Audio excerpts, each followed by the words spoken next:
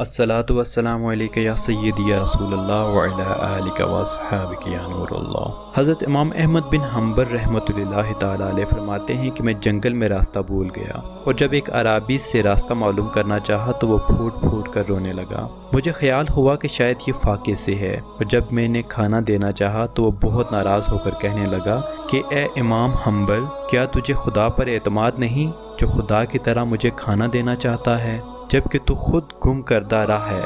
مجھے خیال آیا کہ اللہ تعالیٰ نے اپنے نیک بندو کو کہاں کہاں پوشیدہ کر رکھا ہے۔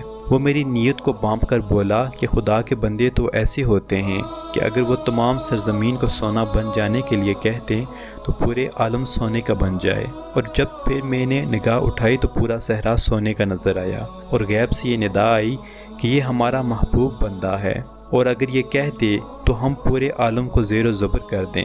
لہٰذا تجھے اس بات کا شکر ادا کرنا چاہیے کہ تیری ملاقات ایسے بندے سے ہو گئی، لیکن آج کے بعد اس کو کبھی نہ دیکھ سکے گا۔ صلو علی الحبیب صلی اللہ تعالی علی محمد۔